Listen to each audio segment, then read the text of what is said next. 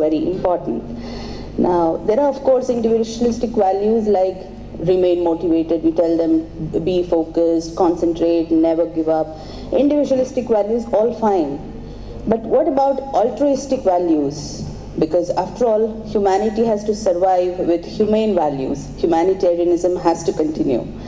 Now, it sounds like an irony, but I mean, if we are thinking of using digitization to bring man to man closer, it definitely sounds like an irony, but I think we have got to do this.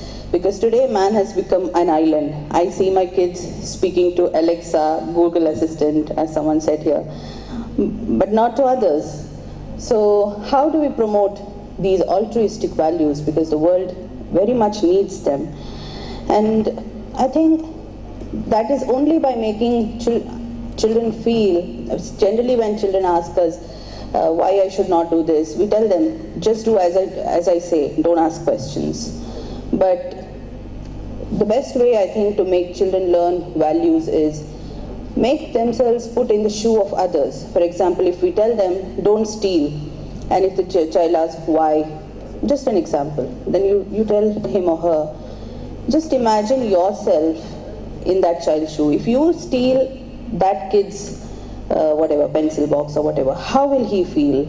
And if somebody else steals yours, how would you feel? I think this is one empathetic understanding that we need to inculcate in our kids, rather than routine way of just telling what to do to kids, because they won't buy in today's world. And just tell them, if everybody were to do the same, then just imagine what would happen. For example, we all do it, like traffic violation, we do it and we think, okay, I'm the only one doing it and only once, it's okay. But so why we shouldn't do it? Just imagine if everybody thought that way and everybody did it, what would the world be? It would be a world of chaos.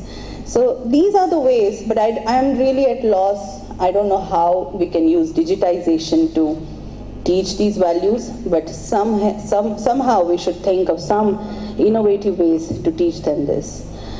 And today's children are very much stressed out. Of course, the adults are even more.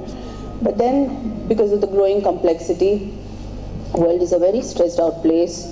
There is so much value on achievement, achieving and becoming successful, that children really are scared and get depressed and they're unable to face failure, rejection, and so on.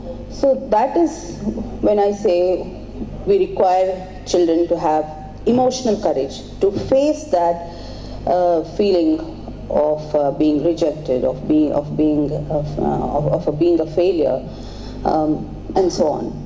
So how we do it, this is again one thing to ponder about. And moral courage, this is very much required. Today, morals themselves are in flux. It's so fluid. We don't know ourselves what is right, what is wrong. And there's so much fake news that appears on media, social media, and so on. And we really don't know what is right, what is wrong. Even Bollywood movies nowadays they portray, it's okay, individualistic, competition is, you win in the competition and that's fine. Like for example, earlier days movies, whenever there was a love triangle, the one person would always give up the lady in favor of his friend. But today's movies don't portray that. So the media also, is portraying more of individualistic values. So how do we teach children to have that courage to distinguish right from wrong and to stand up by the right things and to condemn the wrong things, which is very important. And I saw a stall called Value Labs. I was interested, so I went there. But I'm sure somehow digitization should bring in this also, because there is an allegation on digitization that it is ripping apart man from man and therefore the values are reducing. So let's do something about it. And finally, safety. That's more of a cop's job. And if parents, of course they are bothered about safety, and if schools also cooperate in introducing safe measures, I'm sure it will make cops' job easy.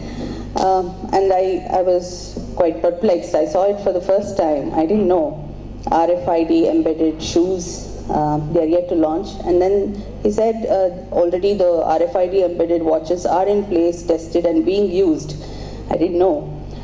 And similarly, they're thinking of RFID embedded t-shirts, uniforms. That's quite good. So definitely safety is very important, because even as per Maslow's theory of needs, after food, water, and such physiological needs, next comes the need for safety. And if you're not safe, you can't think of doing anything else.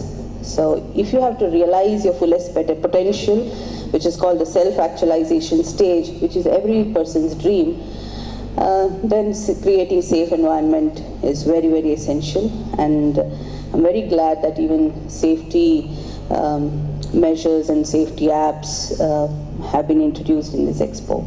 So with these words, I thank everyone for calling me to speak here for a few minutes. Thank you.